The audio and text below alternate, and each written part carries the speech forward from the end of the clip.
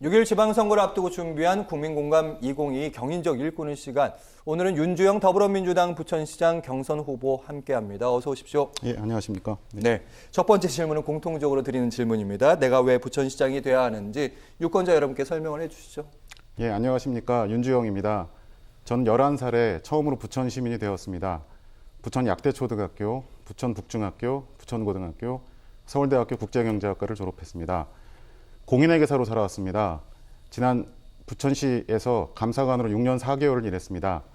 부천시와 40년의 인연을 맺었습니다. 가족은 물론이고 수많은 지인들과 함께 살아왔습니다. 그동안 어느 한 날도 제 삶의 기반이 아니었던 날이 없습니다. 그러한 부천에 대한 애정을 바탕으로 부천시의 시장으로 일하고 싶습니다. 청렴하고 유능하며 소통하는 행정가의 길을 걷겠습니다. 저는 지방재정 전문가입니다. 부천시의 곳간을 어느 도시보다도 튼튼하고 알뜰하게 지켜내겠습니다. 부천을 사랑하는 부천 사람들의 마음을 하나로 모아서 부천의 미래를 밝게 열어나가겠습니다. 감사합니다. 부천 사람 얘기하셨습니다. 5월 1일부터 5월 2일까지 맞죠? 경선 네네, 여론조사 그렇습니다. 돌아갑니다. 네, 그렇습니다. 네, 사실은 1차 당시에 1차 당내 경선 컷오프가 있었는데 거기서 탈락하셔서 네. 지금 4파전이 됐는데 그 당시에는 3인전이었고 네, 그렇습니다. 그리고 기사회생하셨습니다. 며칠 전에. 기분이 좀 어떠셨어요? 우선 당의 결정에 대해서 많이 반갑고 감사하고요. 쉽지 않을 거라는 말씀들이 많았는데 제 진정성과 솔직함을 보이면 당에서 받아주실 거라는 기대도 갖고 있었습니다. 당에서 그런 결정을 한 이유는 저의 부천시 행정에 대한 충분한 수행 경험, 그리고 또 본선에서의 경쟁력, 그리고 부천과의 오랜 인연에 대한 고려가 좀 있지 않으셨나. 그리고 저 같은 정치 신인들은 사실 공천 심사 과정에서 조금 어려움을 겪게 마련인데 그거에 대한 공감도 좀 있었고, 부천 출신 행정가의 성장을 바라는 적지 않은 부천 시민들의 마음에 대한 판단도 있지 않았을까, 그렇게 생각을 합니다. 네.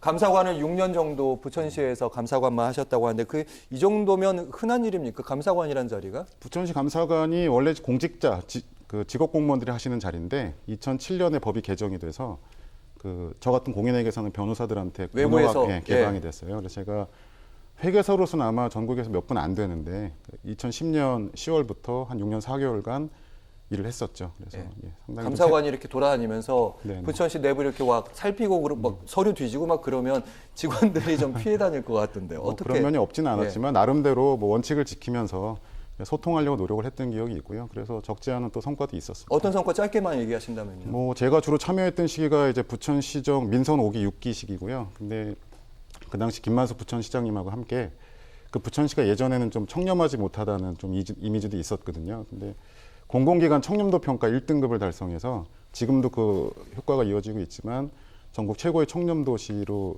가름되는데 나름대로 좀 적극적으로 참여를 했었고요. 또 제 공인회계사 경험이나 감사관 역할을 통해서 부천시 재정에 또 기여한 측면도 있었고, 그래서 그러한 기여를 인정받아서 2016년에 제2회 대한민국 공무원상 대통령 표창을 받았던 기억도 갖고 있습니다. 많은 분이 받는 상은 아니더라고요. 저는 그렇게 생각을 합니다. 네. 자랑하셔도 되는 시간이었는데 고맙습니다. 어려운 질문 좀 이따 더 드리겠습니다. 부천시 성장을 위해서 기여했다는 그런 질문이었고요. 이제 공약, 어떤 부천에 대한 새 그림을 그리고 그리시는지 곳간을 일단 좀 잘 지켜보겠다, 재정에 대한 얘기를 하시더라고요. 아무래도 제가 그쪽에서 많이 일을 해왔기 때문에 그런데 부천시 재정은 아시는 것처럼 연간 2조 원을 훌쩍 넘었거든요. 그러면 시장 임기가 4년인데 9조 원에 육박을 합니다. 흔히들 말씀하시듯이 단돈 1원도 허투루 쓰면 안 되는데 전국 어느 도시의 시장도 본인이 자기의 치적을 위해 가지고 재정을 단기적으로 운영한다는 평가를 듣고 싶은 분은 없어요. 근데 좀 재정에 대한 식견이 부족하다 보면 실수와 실패로 이어지게 되고, 그런 실패들이 시민들의 피해로 이어지게 되겠죠. 그래서 저는 세입을 좀 잘 늘리고 또 세출을 효율적으로 공정하게 관리하는 데 있어서 시장이 그에 대한 식견이 많이 있는 게 중요하다고 생각을 합니다. 그런 면에서는 제가 좀 상대적으로 경쟁력이 있지 않나 이런 판단을 하고 있어서 공인회계사 경험 그리고 감사관 경험을 잘 살려서 부천시의 재정만큼은 전국에 최고로 운영된다는 평가를 받을 자신이 있습니다. 궁금한 점이 하나 있는데요. 재정에서 보통 시 재정에서 보면 나름의 이제 효율적으로 구조조정을 해야 된다고 느끼실 것 같아요. 어떤 부분에서 낭비적인 요소, 어떤 부분을 줄이면 된다고 예산은 생각하세요? 기본적으로 우리 행정 전반에 대한 게 치밀하게 짜여 있기 때문에 겉보기로는 크게 흔들릴 게 없는데 그 속살을 들여다보면 뭐 약간의 이해관계나 관행 때문에 조금 이제 과잉으로 편성되는 부분도 없지 않아 있고요.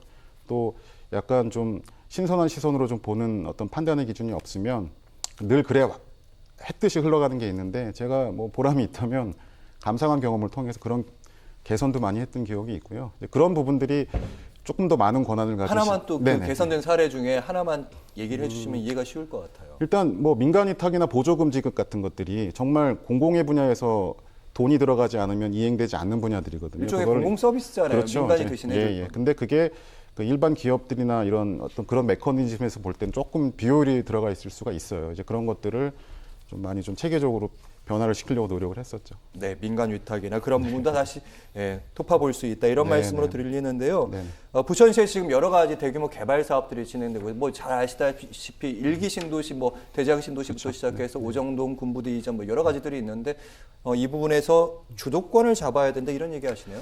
그러니까 다 아시다시피 지금 부천에 다양한 개발 사업들이 준비가 되고 있잖아요. 그래서 시민들 기대가 상당히 크고 또 한편으로는 걱정하는 분들도 있어요. 근데 또 중앙정부가 주도하는 사업들도 있고.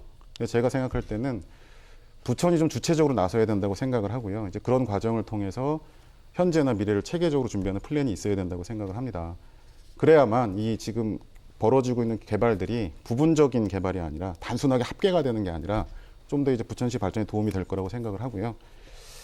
그 제가 부천에서 오래 살아왔습니다만 부천이 많이 발전을 했잖아요. 근데 좀 네. 아쉬운 점이 있는 거는 이제 이름이 바뀌었지만 수도권 순환도로가 부천의 서부 지역을 좀 단절했다는 평가도 좀 받고 있고 또 지하철 1호, 국철 1호선, 지하철 7호선에 의해서 가로축은 상당히 많이 발전을 하고 있는데 상대적으로 남북을 잇는 세로축은 쉽게 말하면 이제 신도시랑 구도시 그렇죠. 왔다 갔다 하기가 불편하잖아요. 네네네. 그런 점들이 제가 시장을 준비하면서 또 그 이전부터 여론을 좀 들어보면 교통을 포함한 도시 인프라에 좀 개선이 있어야 되겠다 이런 말씀들을 많이 하시더라고요. 그래서 제가 이제 어떤 권한을 가지게 된다면 지금 준비되고 있는 계획들을 잘 살펴가지고 부천의 부동산 뭐 가치라든가 주거 여건이라든가 앞서 말씀드린 교통이라든가 교육, 복지, 뭐 녹지, 환경 등에 어떤 영향을 미칠지를 종합적으로 좀 판단을 해봐야 되고요. 이제 그런 결과들을 시민들한테 잘 공개를 해가지고 다양한 분들의 의견을 수렴을 해야죠. 이제 그런 과정을 통해서 어떤 공론회장이 잘 만들어지면 지금 진행되고 있는 개발 사업들이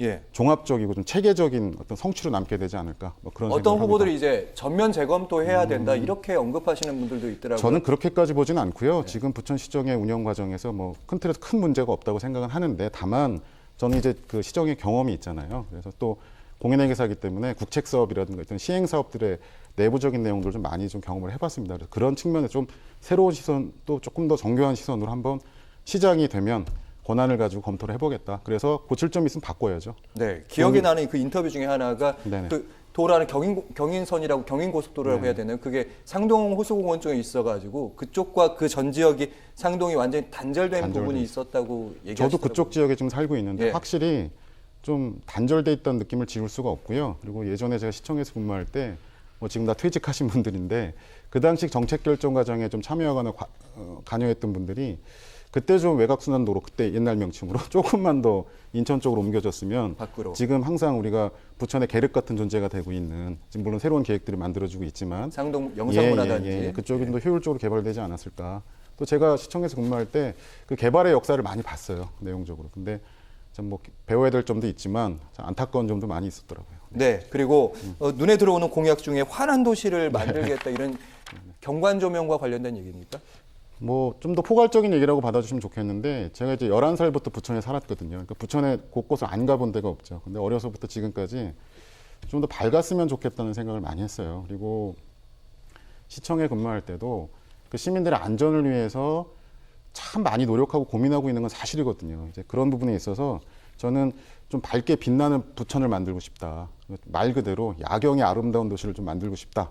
그런 이제 공약을 좀 뭐 말씀을 드리고 있고 예. 이제 그런 부분에 있어서 이제 아무래도 돈에 대한 문제가 생길 수밖에 없죠. 어떤 돈으로 할 것이냐 그럴 수 있잖아요. 근데 제가 볼 때는 그 민간 기업의 자발적인 수요를 좀 이끌어내고 그리고 또 앞서 말씀드렸지만 재정이나 예산에 좀 숨어 있는 비효율들이 있어요. 이제 그런 것들을 잘 찾아내서 종합적으로 잘 설계를 하면 추가적인 큰 부담 없이도 가능하지 않을까. 환한 도시라고 하시면 예를 들면 네. 부천시청을 더 밝게 아까 말씀하신 경관 조명을 포함해서 그리고 좀 뭐 이제 구체적인 실행 과정에서는 좀 더 검토를 해봐야 되겠지만 뭐 3D 광고 어떤 판 같은 거를 도시 전체에 설치한다라든가 대로변에 있는 아파트들 물론 주민들의 동의를 받아야 되겠지만 또 관련 법규도 허용되는지 봐야 되겠지만 외벽에 좀 영상을 좀 이렇게 빛을 뿌리고 해가지고 전체적인 조명을 좀 밝게 하는 과정을 좀 해보는 게 좋지 않을까. 나름대로 세부적인 계획들은 갖고 있습니다. 알겠습니다.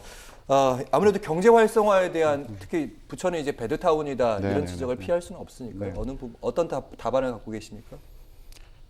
그 부천의 소상공인 중소기업에 대해서 좀 전면적인 지원 정책의 재설계가 있어야 되겠다라는 소신을 아주 오래 전부터 해왔습니다. 제가 이제 부천에서 공인회계사로 오래 활동을 했었기 때문에 근데 이제 막상 이제 시청에 들어가 보니까 제가 참 놀라웠던 거는 이 지원을 하고자 하는 분들의 의지도 강해요.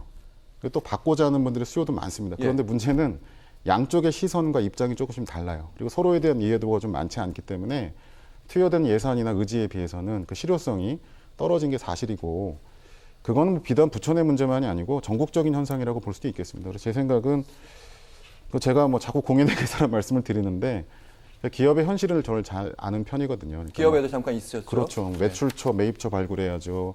자금 유치해야죠. 고용 또 승계해서 또 인력 관리 잘 해야죠. 또 여러 가지 뭐 문제들이 있죠. 근데 세금도 내야 되고 이제 그런 현실들을 저는 이제 그분들의 입장에서 많이 봤고 또 하나 이제 제 뭐 장점이 있다면 지원을 하는 분들 예산은 있는데 어떻게 해야지 이 예산을 잘 쓰는 부분에 대해서 행정기관도 애로가 많아요. 여러 가지 법적 한계도 있고 이제 그런 부분들을 양쪽의 시선을 잘 알기 때문에 양측의 입장을 조율하는 지원 정책을 잘 만들 자신이 있다. 그래서 전면적으로 좀 재설계를 해서 부천의 지역 경제 좀 활성화될 수 있게 좀 해볼 자신이 있습니다. 네, 교육 관련 얘기도 안 들어볼 수 없습니다. 네. 그러니까 부천시에 사는 학부모들의 고민 중에 하나가 특목고가 어느 시나 마찬가지겠죠. 그렇죠. 특목고 얘기 많이 하죠. 네. 어떤 보관 갖고 계십니까? 부천은 정말 수십 년 동안 수많은 인재들이 배출된 도시예요. 뭐 세간에 알려진 거 이상으로 제가 볼 때는. 그리고 그분들이 부천은 물론이고 대한민국 곳곳에서 정말 열심히 살고 계시거든요. 저도 또 부천에서 학창 시절을 보냈기 때문에 나름대로 자부심을 갖고 있습니다. 근데 지금 말씀하신 것처럼 지금 많은 분들이 좀 우려도 하시고 걱정도 하시고 논란들이 있어 왔던 게 사실이거든요.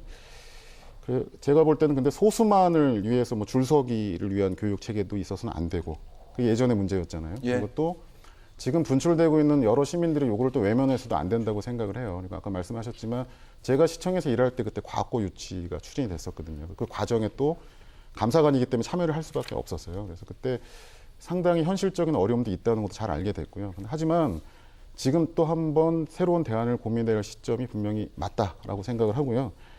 많은 분들이 이제 의견을 정확하게 개진할 수 있고 열린 마음으로 개진할 수 있는 그런 공론회장이 있어야 된다. 그 말씀 꼭 드리고 싶고 하나 덧붙여서 말씀드리면 앞서서 수많은 인재들이 배출됐다고 말씀드렸는데 저는 꿈이 있다면 그분들의 역량, 네트워크 이런 것들을 합법적인 범위 내에서 부천을 위해서 좀 모아내는 역할을 좀 하고 싶어요. 그러면 부천이 좀 더 이제 교육 여건이 개선되는 데 크게 도움이 될 거고 크게는 부천의 발전에도 많이 도움이 될 거다. 근데 말씀이 길어졌는데 마지막 짧게 정리해 주시죠. 알겠습니다. 알겠습니다. 부천에서 오랜 동안 했고 행정도 경험해봤고 소상공인이기도 하다 여기까지 강조하셨습니다. 윤재영 더불어민주당 부천시장 경선 후보와 함께했습니다. 말씀 잘 들었습니다. 고맙습니다. 감사합니다.